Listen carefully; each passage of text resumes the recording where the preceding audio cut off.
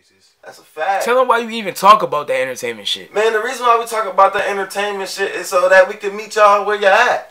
It's a social work tactic that we use in order to gain rapport and to connect better with our patients. In this case, our audience. Right. I'm meeting you where you at. We're showing you that we know the nigga shit. We know the nigga shit. What's going on, y'all? I'm Cap. I'm Mac. And this is the show. What up? What up? Man, so basically, since the last time we saw y'all, the world done went fucking crazy.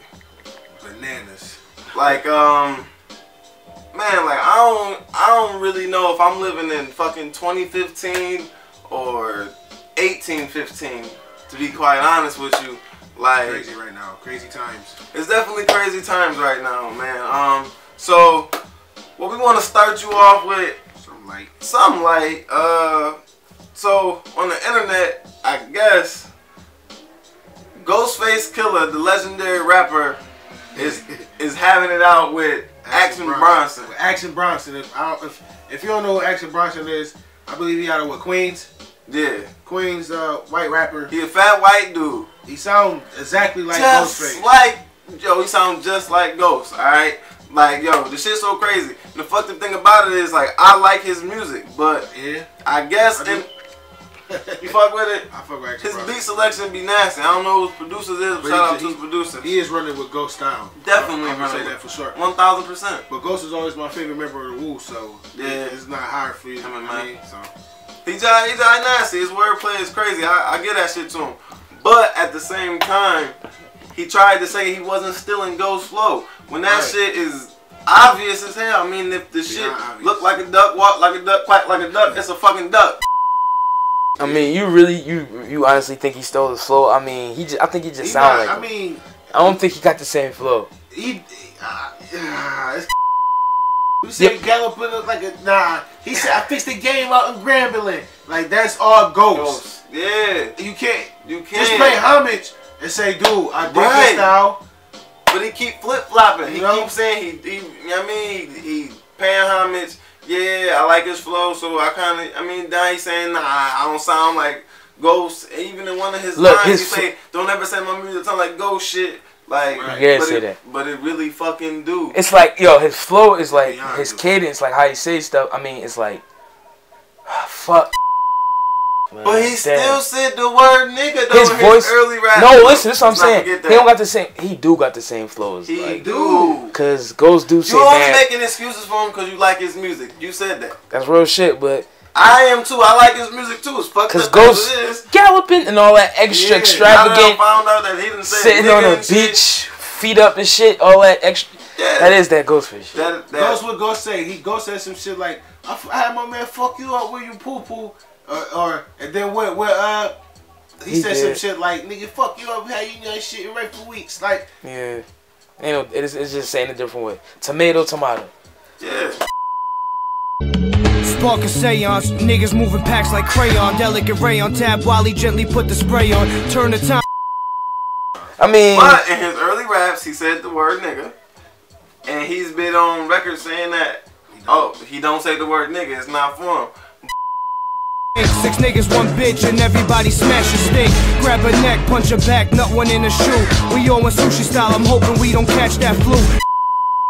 But I want to know what y'all think. He referred to himself as nigga in this early song. I think the shit was called like Growing Up or some shit like that. But yeah, he referred to himself as a nigga. So what y'all think about white people referring to themselves as nigga? I don't know. Like, I believe like nobody should be calling themselves that. It's crazy that we still use that as a term of endearment. But I'm not gonna lie. I say it all the time. My whole thing is like, I don't know. You don't have to go around punching every white kid that listen to hip hop. Yeah, that is true. Unfortunately, that is truth. That is truth. Back in some local news. What was that? Fucking the BMHA. His name was Joseph Masia. Joseph Masia. Mascia. I don't know how to say these Italian names or whatever. Dude's a fucking prick. Basically Basically, he the head of the projects in the city of Buffalo, all right? BMHA housing. BMHA, Buffalo Municipal Housing Authority, right? He like the acting commissioner or some shit. In a candid interview, he was saying how the fucking niggers want everything, or the fucking niggas want everything.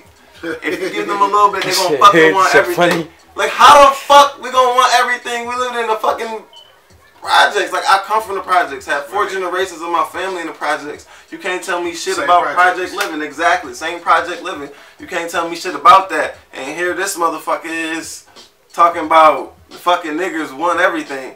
Like, nah, motherfucker, we just want a chance to live and survive and not feel like we fucking being hunted. Yeah, exactly. We being haunted with damn housing cops coming through every 2-3 hours. It's like some sick, I don't know if they got some sick game going on.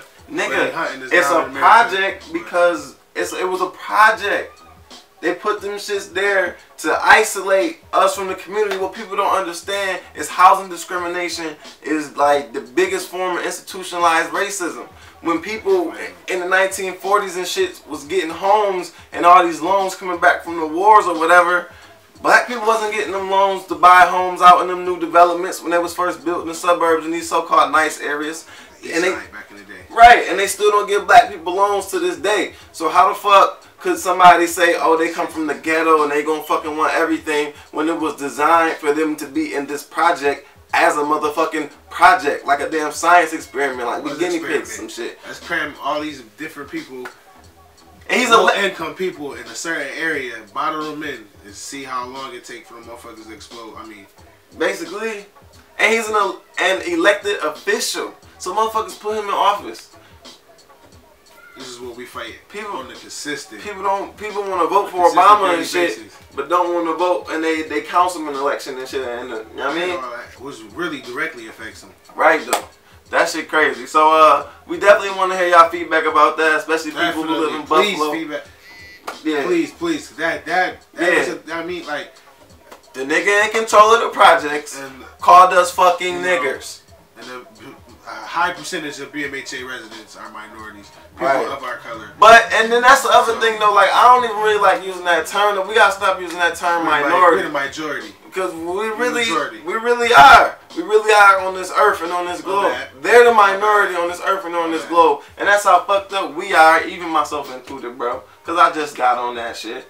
You know what I'm saying? I just got on that shit. But we really should stop referring to ourselves as minorities because we really are the majority on this earth.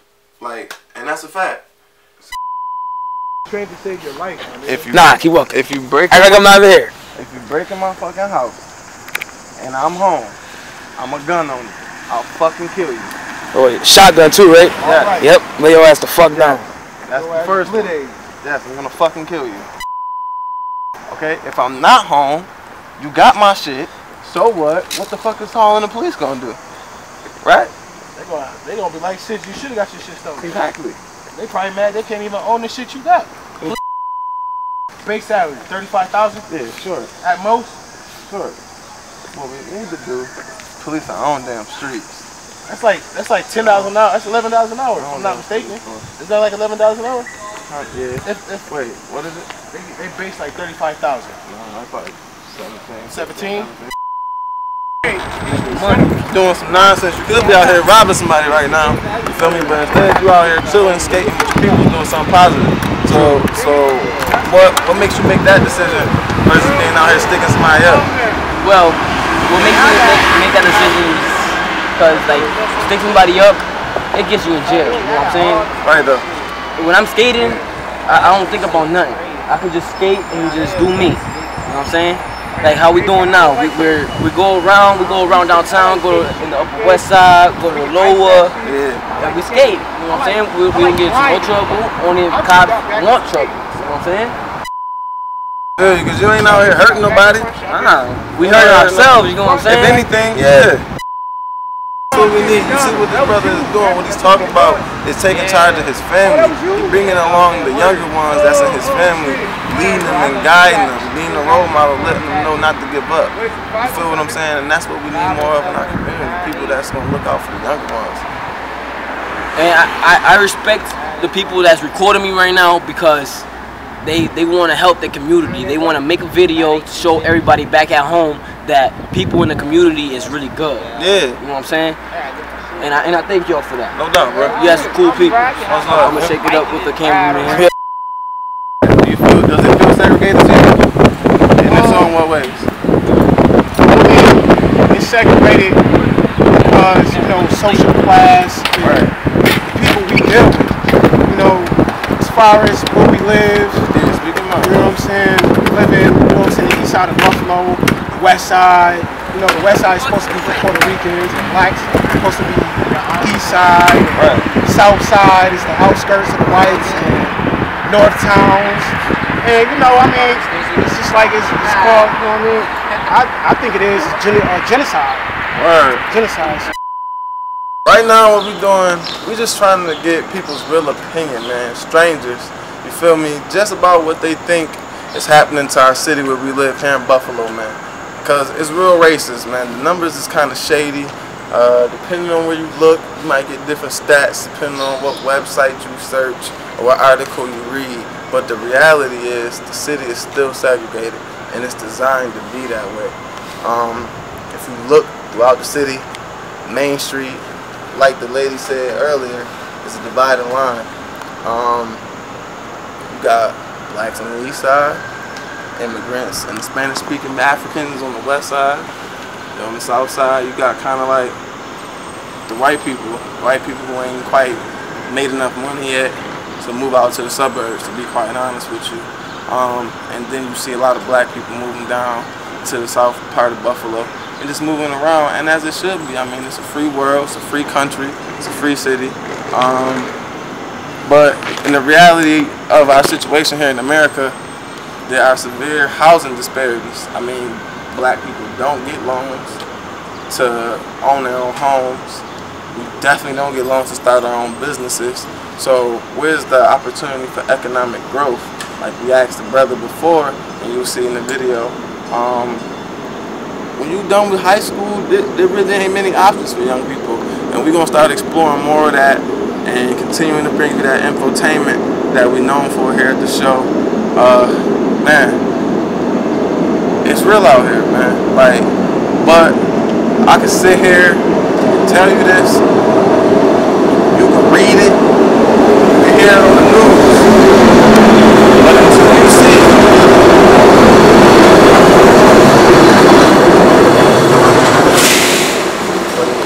and hear it for yourself, you might not believe it. And if you do feel this way, it's kind of nice to know you're not alone. So walk with me, talk with me as we hit the streets here on the show. I'm Cap. What's up, my name is Sherman. Cynthia. It's nice to meet you, Cynthia. We have Cynthia here with us on the show. We're just going to ask her about the city of Buffalo and the progress. Recently, Buffalo has moved from the 7th most racist city to the 14th most segregated city in the country, and there's a lot of progress and development going on in the downtown area and on the east side, and we just want to get a take of what people on the street are feeling about what's going on in our city. I moved back to the city of Buffalo from the suburbs a year ago this month, and for two reasons. I wanted to be more involved in the city, and I have a daughter going to college, and while she decided to stay with me as far as living with me, she wanted to stay in Buffalo to go to school. I thought it was a good choice because I wanted to go to school with a diverse population, and that's what's happening. And I think the best thing that we can do for our children is reach out from the suburbs and come back into the city of Buffalo. And if we want our children to grow up to be, you know, the future generations to be non-racist, they should be going to school together, they should be working together. My daughter's really enjoyed it. It's broke a lot of stereotypes for her. As far as the city of Buffalo goes itself, I live in Elmwood Village, and that's a predominantly upscale white community still, even though it's just it's skirted by African American and Hispanic communities. The dividing line seems to be Main Street. Amen. And I think that with the development of the medical corridor, we have a chance to break that as long as we don't throw the people that are living there out. So that's where I'm at, and I think that, you know, we just need to continue to expose ourselves to each other. That's it. The other thing that Buffalo is doing that people don't realize, racism isn't just a black and white thing, is that we're repopulating the city with refugees from other countries. And people think that they're coming here because New York State gives away social services. That's not the case. They're coming here because this is the federal government's plan to repopulate Buffalo, not with a culture that's been raised in poverty, but with a culture that's been raised to be hardworking homeowners, business owners. There's cab drivers here that were doctors and dentists in other countries, the Burmese refugees, and we're really fortunate to have them. They're not soaking up our social services. We're getting federal money to have them here. And that's a good thing. That's a thing that a progressive community has. That's the way to do it, right? Yeah, you're right. You're dropping facts. All right, so we're here with the brother Mike, and we was just talking a little bit about really the police killing our sisters in custody, and we just want to know what you think about that, and a lot of people from the suburbs buying up property in the city. What do you think about that, brother Mike? Well, number one, I feel like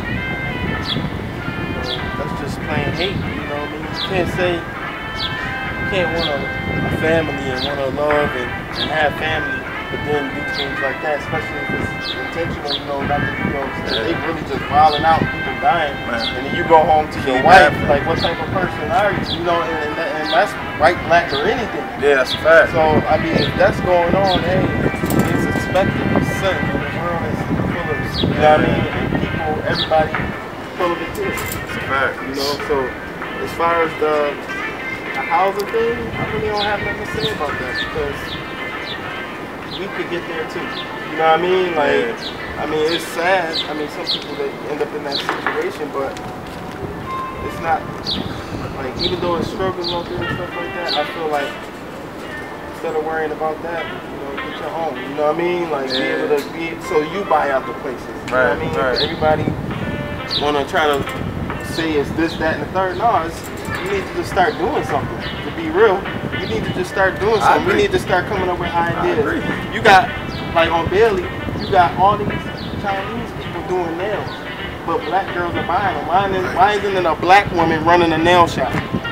But they still probably go to the Chinese though. You feel me? Because it's been going on for so long. Right though. But no, we need to just have ideas. Instead of hanging out with these little boys and all that, these women and stuff, have ideas. You can do it. You know, open up a nail shop. Yeah, open up y'all supposed to be doing nails way better than them. You know what I mean? True. Yeah. So as far as people buying on property, I ain't got nothing to say. Because, man, we need to make it to where we the ones buying property. You got a lot to say. You know what I mean? So niggas want to come and act up at the Juneteenth, the Black Festival and shit, but go to the Italian Festival, be proper as hell. Be on their best behavior around the white people at the Italian Festival. Get around their own people to know how to act, man. That disconnect is real, man. That disconnect is real. So I'm just sitting here with the homie. Seen him downtown. He was chilling. Like I said, I just picked up on the brother's vibe. He seemed like a brother who was conscious, and we stopped to talk with him. He like, man, I don't know if y'all got enough time for me. So we gonna get his opinion on what us brothers need to really do to put ourselves in a position where we need to be in this world. So what you think, bro? As black men, you know, number one thing is we have to reconstruct ourselves before we can even attempt to try to, you know, take it to a further level. You know, because we've been put into a situation where, you know, we've one, had to dumb ourselves down, and two, we have had to fill ourselves to fit into a certain profile that the, you know, society puts us into, you know, versus us being able to be individuals, become more of a unit, you know, and that's how they want us to be, and that's how they portray us for us to be, you know. So like when we you know, we riot and do craziness or rebel against whatever it is that they put forth, you know, that's just us basically falling into the trap that they want us to fall into. Absolutely. You know, so absolutely, as black men, we have to be more self-conscious of what's happening at home before we can even attempt to try to open our mouth to try to do anything. Prime example, I was on Facebook earlier and seen the video of these young black kids. You know, they beat up this white dude, South Carolina, with I seen that today too. And whatnot, you know what I mean? And what we don't seem to understand is, you know, there's so much going on, and the fact that they don't keep anything secret from us. You know, they feel like, we feel as black people that we feel like they keep things from us, but in reality, they put everything out there in front of us. That's a fact. You know what I mean? But they give it to us in certain ways. Yeah. You know what I mean? So, you know, the whole Confederate flag and that mass, you know, killing at that church and everything was a front to basically hide what was really going on in the background. You know what I mean? So if you give us something, you know, to keep us, you know, basically, exactly, a smoke screen. You know what I mean? So like, you know, if they're setting up conditions for it to, one, be a race war, you know what I mean, and two, for the government to be able to come in and state martial law. Absolutely. You know what I mean? And the original state of martial law was never to be able to be used within American soil. You know what I mean? But little do we know, a couple of years back ago, you know what I mean, President Obama signed the treaty, or signed the amendment change that allow for him, if necessary, you know what I mean, for martial law to be instated within the borders of the United States of America. And the things that are being done is basically falling into place, so that way that these things can be done. That way the government controls everything. There's no need for, you know, no say so in this, no say so in that. You can basically lock up or do whatever it is that you want with whomever. You know what I mean? But we so busy with, oh, you know, the government's out to get us, this, that, and the third, or trying to be, you know, a one-man army, you know what I mean, and go out and do whatever the hell it is, you know what I mean, that we forget that we're probably the only race on this entire planet that don't stick together. You know what I mean? That's true. You know, I grew up in a society, or I grew up in an environment, you know what I mean, it wasn't the best environment, don't get me wrong, but it made me who I am, you know what I mean, and something that the OG told me way back in the day, man, was, as black folk, he said he grew up in Maryland, you know, so he a lot of crabs, a lot of sea, you know, stuff like that. He was like, man, black people are like crabs in the bucket. You know what I mean? He said, instead of us wanting for all of us to succeed, we see one of us succeeding and we drag that person back down. Why is that? You know what I mean? That's that plantation mentality. It's not even a plantation mentality. You don't think so? We've been broken. You know what I mean? You got a wild stallion, you got a domesticated horse. It's the same horse. You don't think that came from the plantation with Willie Lynch? It was before that. You know what I mean? Like, the plantation was just another stream, and then after the plantation, they say how they give it to us is, man, and how I look at it is they give us just enough to shut us up, but not enough to where it's equality. That's what the government. You know that's what that handouts is. That's what them handouts you know what I mean? And as black folk, we've grown accustomed to handouts.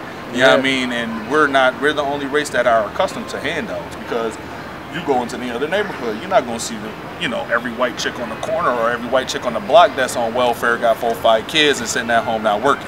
You know what I mean? Even at the end of the day, a white chick gonna still try to go find her a job, whereas our black women, we rather, accept a handout from the government and be like, well, shit, fuck it, it is what it is. And as a man, bro, you know what I mean? Not to cut you off, bro, would you be surprised to know that there are more white people on welfare? And on welfare, people? But at the same time, how long is their tenure on welfare or public assistance in comparison to African Americans' tenure on those things? You know what I mean? Okay. A white person, they utilize the system to what it's supposed to be, a temporary crutch, not a crutch, period. You know what I mean? We use it to the point to where we've exceeded everything that's possibly done. Why do you think that? Because we've grown accustomed. You know what I mean? If I keep giving you, and then I take it away, you're going to be upset. You know what I mean? But if I keep giving you, and you keep accepting, you're not going to say anything as long as I'm not saying nothing to you. You know what? Because, you don't have to work any harder than what you're doing, and I'm not doing nothing because I'm the government, and all I do is raise tax. You know what that reminded me of, brother?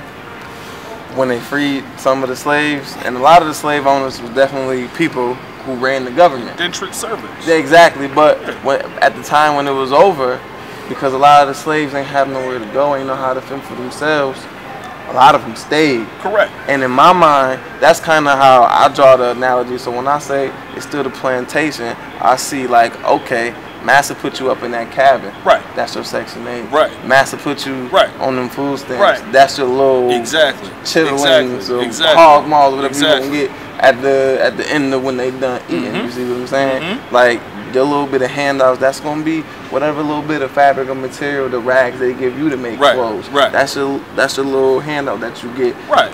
And the fucked up thing about it is what happened was with a lot of those programs, a lot of white people benefited from them programs. Correct. Because they were instituted like after the world wars and shit to help the soldiers and shit. To reestablish themselves in society. And then once black people started getting them shits, and then it changed everything. It changed everything.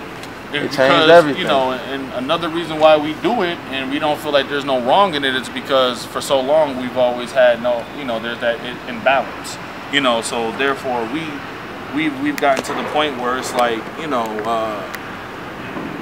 what's the point of trying to go harder than what I'm already doing when you're going to suffice my needs? You know what I mean? True. So, I'm not going to go work any harder if I'm getting everything that I need. Right, because if you go work harder and if you go from making $9 to $10 an hour, guess what? No more food stamps for you. Yep. No more Section 8 for you. Yep. See, that's how it works. They brainwash. That's how it works. I mean, that's how it works. They use it as to where it's like, it's a crutch. It's like, well, as long as you stay within these parameters on this plantation, we won't take away your comfortability. Right. You know what I mean? Yeah, you won't have to go live out in the woods for yourself. Right. You don't have to. You know what I mean? Like, you don't have to come out and work. You don't have to bust a sweat. You don't have to get your hands dirty. Yeah. You know what I mean? You can sit at home and reap the benefits and not do anything. You know what I mean? As long as you produce some children, and those children are continuing to get locked up. You know what I mean? More children in the system. Feeding everything. One hand washing the other. You know what I mean? So if I continue to produce children that are gonna fill my friend's pocket, you know what I mean? And then I got you because you producing kids, you're sitting in the pocket, you lying in my pocket. Yeah. You know what I mean? And then you still sitting in the bill, you ain't got no job, so now you need heat. Oh, you filling my other man's pocket. You know what I mean? So that goes to my analogy of the fact that as black people, we don't work together. You know what I mean? White races, that's all white owned, man. Prime example, man. Down here in this city hall, before White Rick Brown got down here, man, every motherfucker in that joint was family. You know what I mean? They all related to one another. Any white owned businesses, everybody is related to one another. You see that? What I mean? You never see anything where it's, white it's supremacy. Like it's a black owned business. You got the black owner, maybe his son, maybe his wife, but outside of that, no one else in that family or nobody else in that company is somebody of relation to this man. You know what I mean? And it's like, like how you not helping out your black man, and then we get to the point as black people where we're like, I don't want to deal with him because we get a bad rap. You know what I mean? So we ultimately, we're turning on ourselves and helping them in the long run. That's you know what I mean? So how do we help ourselves, brother? Real quick. We gotta work together. Work together, man, and be more self-conscious, man. You know what I mean? Yeah. Open your eyes to the bigger picture. You know what I mean? It's, for every cause, there's an effect. You know what I mean? What caused for what happened in South Carolina to happen? What caused for that man in Colorado to go into that movie theater and shoot that up? What caused that? What caused, the whole situation, Mike Brown situation? Yeah. What caused these things? Not, that white cop did this, that, and the third. What caused for this white cop to feel the way that he felt, to feel threatened, even though that this man did not have any weapons? See how that light bulb came on when you started talking that shit, brother? You see how that light bulb came on when you started talking that shit? All day, man. That's a fact, bro. You know what I mean? We have to be more self-conscious, man. That's it, man. Like, all day, man. You know what? I live by the motto, man. Teach one, teach one, man. You know what I mean? So anybody that's willing to listen, man, I'm always around, man. I always tell those little dudes out here I see on the block, man, go to school. Why can't you go to school? There's scholarships out there for you. You know what I mean? I went to college on scholarships. Exactly. There's things out there for us. This is that we don't utilize this. True. You know what I mean? We don't want to open up our eyes to go find things. You know what I mean? We'd rather just get very accustomed to that handout that we don't know how to get up and go do things for ourselves. Yeah. You know what I mean? So, a black man graduates from high school, he graduated from high school. That's an accomplishment. You know what I mean? For a white person or any other race, that's just a step, that's just a milestone. It's normal. You know what I mean? That's just something. It's like, okay, you graduated high school, let's go to college. Okay. Let's get that undergrad. Right. You know what I mean? Right. You got that undergrad now, let's go back and get that master's. Right. Okay, you got your master's now, where's that PhD? You know what I mean? As black people, we've gotten to the point where we're like, all right, we got a high school diploma, that's all we need. You know what I mean? I can give me a $10, $15 hour job, you know what I mean? Paying $1 hour job, and I ain't got to do nothing else. You know what I mean? I'm going to be able to pay my bills, and that's it. You know what I mean? If I got a child, I'll be able to put some food on my table for my child, put some clothes on their back. You know what exactly does their life mean to their people and their community? Exactly. Like, we're nothing, man. Like, I mean, honestly, with man, we have no self-respect. You know what I mean? You have to respect yourself. Respect is a two-way street. Not only do you have to give respect, you got to give it. You know what I mean? You got to get it, you got to give it. It's not something that you just wake up one day and you just like, yo, man, I think I'm finally just going to decide to go work for this man, you know, make this bread. Nah, man, you got to do something from the beginning. You got to build your way up to this, man. You can't. And then when something doesn't go our way, you know, we're stuck like, oh man, shit, motherfuckers out to get me, man. I can't never find a job. I can't do this. I can't do that. Da, da, da, da, da, da. You ain't worked hard enough. Exactly. We make excuses. Shit, I appreciate your time, brother. Definitely, appreciate the time, man. You're here with me. It's my buddy Nathan. What's up? Tell everybody where you from, Nathan. I'm from San Jose, California, but I've been traveling with the Broadway show Wicked for the last 8 years. And in the last month, I just started traveling with the band The Pentatonics as their meet and greet host. So I'm staying right here at the Hyatt Regency. Just here one night is what it is, but you know, I've been to Buffalo before and I enjoy myself very much here, man. Oh, that's awesome, man. Yes, that's sir. awesome. Great to have you here in the city with us. We were just talking a little bit off camera, kind of about what's going on in America and sort of like the racial tension that's the media is putting out there, and we just want to get real people's opinion about what they think versus what the media and Fox News and MSNBC and everything is putting out there. So go ahead and tell people what you think about just what we were talking about off camera. Well, my personal take on any of that, man, I grew up in San Jose, grew up in an area that, you know, I was, in my junior high school, I was the only white boy. And, you know, we used to have some beautiful blonde hair once upon a time. Was the only towhead, called me Dennis the Menace, but your boy could play some football, so it was all good. Yeah. With that said, my best friend, African-American gentleman, my best friend currently is half Rastafarian, half Jewish. Homeboy is just one of my best friends in the world. With that said, I was raised to just be a man of the stars, man of the universe. I just believe I believe in love, believe in believe in just universal love, man. There's nothing. There's never ever has there been like a reason for me to ever believe that racial tension should actually like mean anything to anybody. With that said, I just, you know, I live my life every single day just knowing that like we're all people. Absolutely. We're all just like lovely people that walk this earth. We're human beings. I believe in empathy. I believe in empathy, and empathy is what it's about, man. That's beautiful to hear, man. Yes, sir. We appreciate your time. Of course, man. I'm sorry, Mom. You know. No, that kind of raised a little more traditional, and she kind of gave a little like, you know, once upon a time, like, be careful out there in the hood. And I'm just like, Mama, you just need to understand. Yeah. I walk with my head high. Exactly. At the same time, I walk around just basically knowing you guys, you know, knowing anybody. People love, you're gonna get love. That's what it is, man. I swear to God, I have never, ever one time in my life had an issue with anybody, regardless. I mean, actually, to be real with you, I've had more issues with white boys than I have with anybody. Honestly, so. You know, I mean, because they're the ones that actually want to like prove something. You know what I'm saying? But me, I got nothing to prove. I just walk, you know, I walk the face of the earth like a human, man. I'm just a human on this earth, and I just know that there's a bigger, better picture out there. Something going on out there that makes me just know that, you know, I'm not just doing it for nothing. You know? And it's funny that you said that. I mean, really, man. I mean, that's the thing. I'm a man of spirit. Honestly, can speak up from across the street, dude. Absolutely. I mean, really, like energy speak from across the street, and both of y'all like happy. This is Mental Rent. Yeah.